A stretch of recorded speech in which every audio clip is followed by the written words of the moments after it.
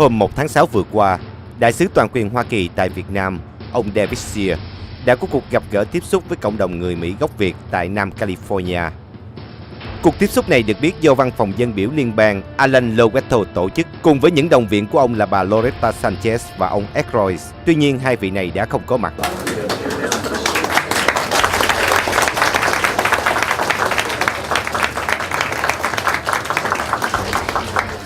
On bilateral relations between the United States and Vietnam.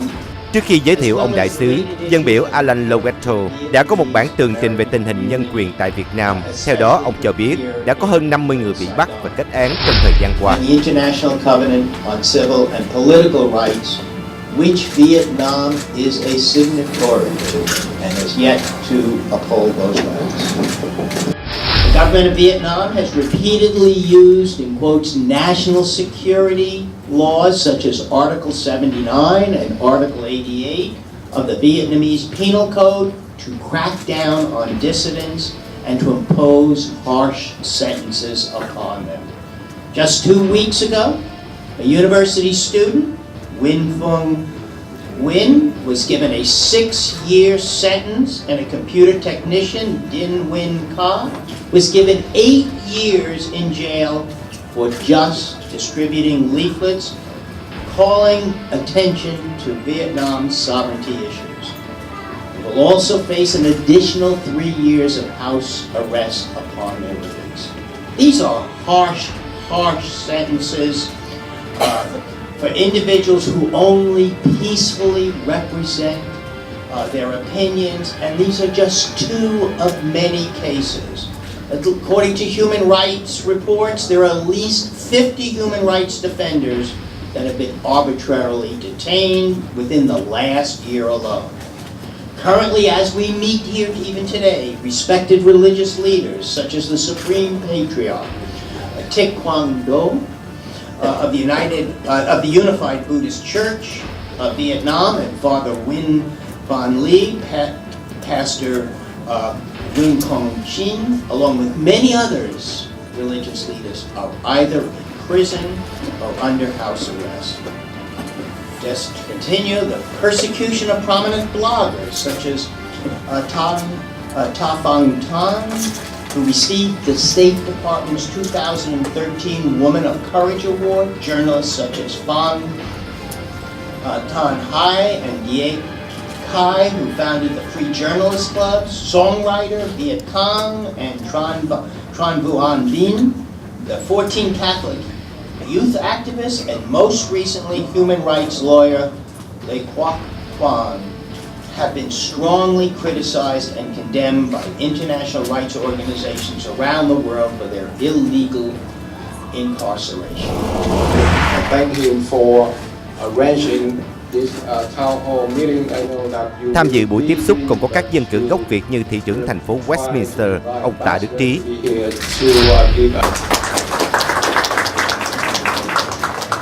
Giám sát viên quận Cam, bà Janet Nguyễn. Good morning. I first want to thank Congressman Alan Lowenthal for hosting this important town hall for the Vietnamese American community. Ambassador, the Honorable, as you know, Orange County is a home to the largest Vietnamese residents outside Vietnam. Politically, we are a force. Entrepreneurship, we are a force.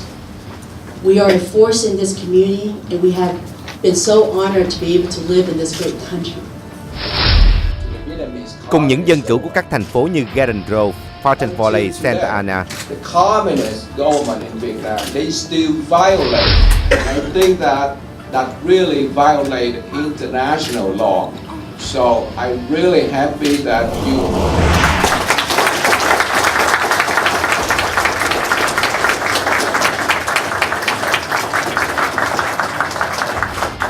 Sau đó ông đại sứ David Shear đã xuất hiện. Introduction. Mayor Tri Ta, Orange County Supervisor Janet Nguyen, distinguished guests, ladies and gentlemen. Thank you very much for inviting me to join you today. The Vietnamese American community has a very strong voice, and we listen to it in Hanoi. the Vietnamese people listen to it in Vietnam. It's very important, and I'm delighted to be here with you to share my thoughts on U.S.-Vietnam relations and for you to share your thoughts on the same subject, because we take your views very, very seriously. The U.S. government wants a prosperous and independent Vietnam that respects human rights and the rule of law. Let me stop my... Ông đã có bản tường trình ngắn về các hoạt động giữa Tòa Đại sứ Hoa Kỳ và Chính phủ Việt Nam, trong đó bao gồm các lĩnh vực môi sinh, kinh tế, văn hóa, Biển Đông và đặc biệt là hồ sơ nhân quyền. Điều mà ông nhấn mạnh rằng đó là ưu tiên của Hoa Kỳ khi hợp tác với Việt Nam.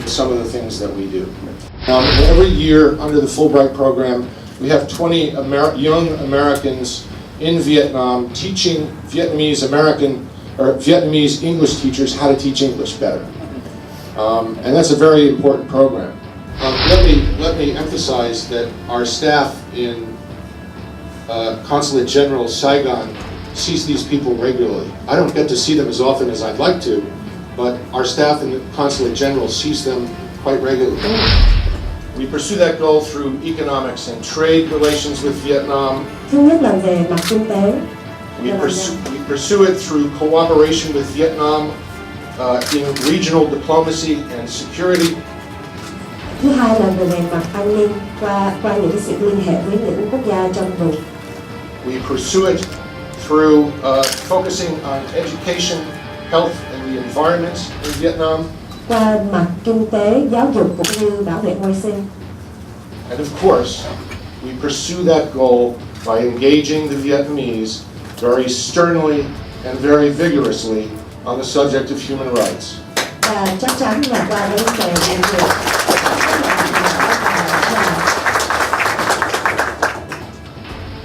You may be asking yourselves, why did I list human rights as the last item in a list of 4? Quý vị có thể hỏi rằng tại sao mà chúng tôi chỉ nêu lên vấn đề nhân quyền cuối cùng trong biểu đề. And the reason is because human rights is inextricably linked with each of those 3 other issues. Và lý do là vấn đề nhân quyền có liên hệ với 3 điều trên. Let me start with economics and trade. We did $25 billion in two-way trade with Vietnam last year. Chúng tôi xin bắt đầu với vấn đề kinh tế. Chỉ trong năm qua chúng tôi đã có sự liên hệ với Việt Nam và Hoa Kỳ là 25 tỷ. We have several billion dollars in U.S. direct investment in Vietnam, which not only increases U.S. exports to Vietnam, but provides economic opportunities for the Vietnamese people. Chúng ta Hoa Kỳ có những sự đầu tư trực tiếp giữa Hoa Kỳ và Việt Nam. And the two areas in economics and trade that I focus on the most are the negotiations on a Trans-Pacific partnership and in advocacy for greater, stronger U.S. Exports to Vietnam. Hai lĩnh vực là mạnh nhất là vấn đề mà liên hệ với các quốc gia trong vùng Đông Nam Á cũng như là sự hiện diện của Hoa Kỳ. Second way in which we pursue our goal with Vietnam is through cooperation in regional diplomacy and security. We have a very, very modest military-to-military relationship with the Vietnamese government based on a memorandum of understanding, an agreement that we concluded with Vietnam in September of 2011. Hiện nay cái sự liên hệ về vấn đề quân đội rất là hạn chế giữa Hoa Kỳ và Việt Nam. And that agreement covers areas like search and rescue, humanitarian assistance and disaster relief, and maritime security in the South China Sea. Cái hiệp định giữa Hoa Kỳ và Việt Nam hiện nay có giới hạn về mặt nhân quyền cũng như vấn đề cứu cấp trong vấn đề thiên tai hoặc là vấn đề an ninh mà thôi. The third area through which we pursue our goal with Vietnam is through engaging with the Vietnamese in the areas of education, health and environment. Lĩnh vực thứ ba là về vấn đề giáo dục, môi trường cũng như về vấn đề sức khỏe. There are over 15,000 Vietnamese students in the United States. Hiện nay có khoảng có hơn 15.000 sinh viên du học từ Việt Nam ở tại Hoa Kỳ. And I try really hard in areas like human rights, but nothing I do will affect Vietnam as much as those returning Vietnamese students will over the next 15 to 30 years. Những việc mà chúng tôi tòa đại sứ làm không có ảnh hưởng bằng những cái đóng góp của 15.000 sinh viên du học Việt Nam mà sẽ trở về Việt Nam trong vòng 15-30 năm sắp tới. In health, we have a very strong program to fight HIV/AIDS in Vietnam, to help the Vietnamese strengthen their health infrastructure, and to fight infectious diseases like avian influenza. Về mặt y tế và sức khỏe của dân tại Việt Nam, hiện nay Hoa Kỳ đang đóng góp rất là nhiều để phát triển những cái thuốc cũng như những cái hệ thống nền tảng y tế để có thể chống ngừa HIV và một số những cái bệnh khác. Vietnamese are particularly concerned about global warming and the effect that has on the environment in the Mekong Delta.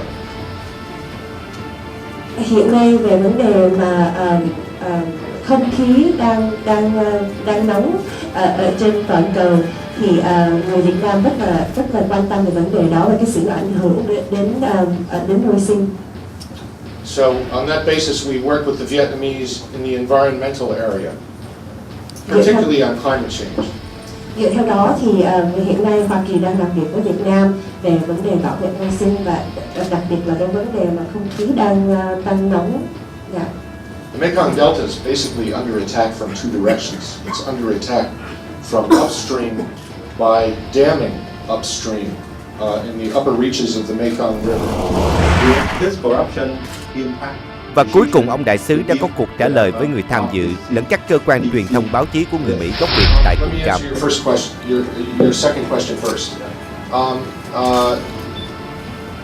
An American foreign service officer who worked in the consulate section in Consulate General Saigon was recently arrested, and I'm not able to discuss it, and it related to his issuance of visas, and I'm not allowed to discuss the details of this case because it's an ongoing investigation by the Department of Justice.